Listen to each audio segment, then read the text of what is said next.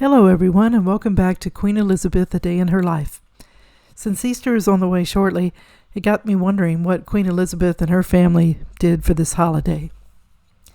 Celebration before Easter Sunday, the Queen would give out Maundy money on the Thursday before Easter.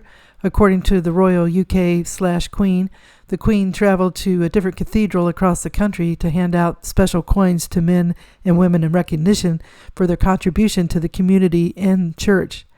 The ceremony has taken place in England since 600 AD. In the medieval days, the royals would wash the feet of the beggars and give out food and money to the poor. And beginning in 1699, the monarch did not attend the service, sending an official in his place. And the custom of royal representatives washing the feet of beggars did not survive the 18th century. Well, in 1931, Princess Marie Louise, who was at the Royal Maundy and afterwards suggested that her cousin King George V make distributions the following year, he did so, and it started a new royal custom. And when Queen Elizabeth took the throne, she began her own tradition of making it nationwide. Well, King Charles and Camilla will carry on the tradition. They had to do that a year or so before the Queen's death because she was having health issues at that time. And this time they'll be going to the York Minster this year. And where did the Queen celebrate Easter? Well, the Queen would attend a Easter church service on Easter Sunday at St. George's Cathedral. And this is a 14th century building located in the lower ward of the castle. And crowds often gathered there to welcome them before the service would begin and afterwards. And then usually the Queen would receive a bouquet of flowers from the local children who attended the service, so that was very nice.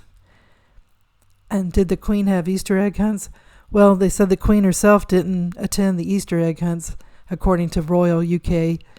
The Royal Collection Trust at Buckingham Palace holds several works of art inspired by traditional Easter eggs. So they have ornate pieces of these artworks that look like eggs, created by the great Russian goldsmith Peter Carl Fabergé.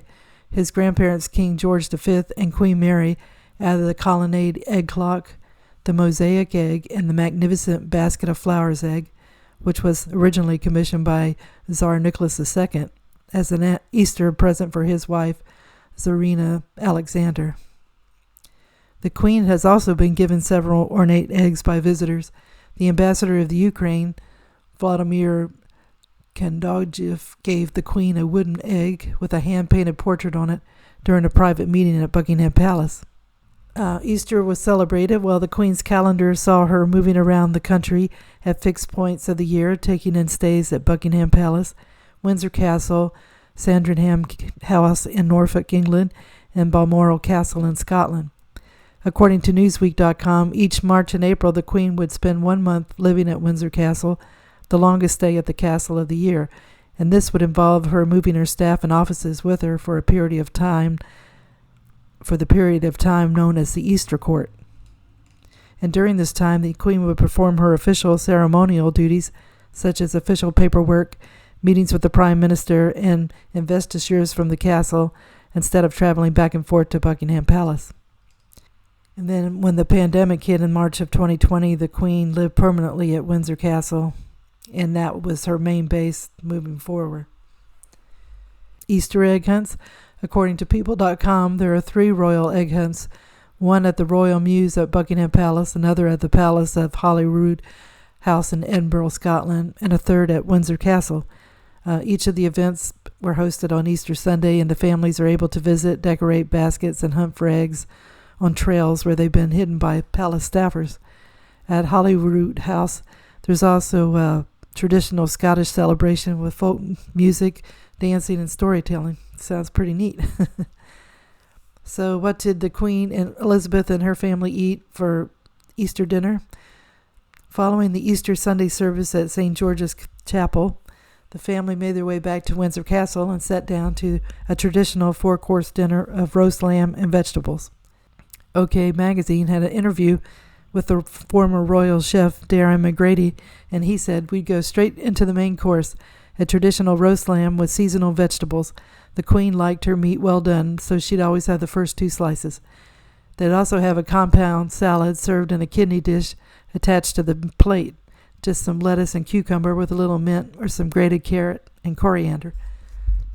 Following the dish of roasted lamb, the family was said to have enjoyed a special course of cheese which had been made especially at the Windsor Dairy and served with fruit. The former chef said the most incredible sweet white Windsor peaches grew on the estate too in my day, and we'd have to lock them away in the kitchens because everyone wanted to taste them. And the Queen always looked forward to those, but she'd have to wait until they were in season. Well, I'm happy that the Queen continued the Easter traditions of the royal families before her, just as we continue our traditions and our families during this time, attending a church service or having Easter egg hunts and having the traditional Easter dinner. It all makes for wonderful Easter memories.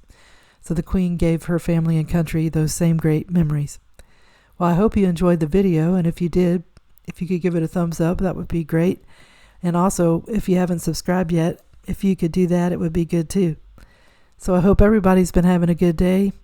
And to see more videos, be sure to click the notification bell, and it'll let you know when one's ready to view. And I wish everybody a happy Easter.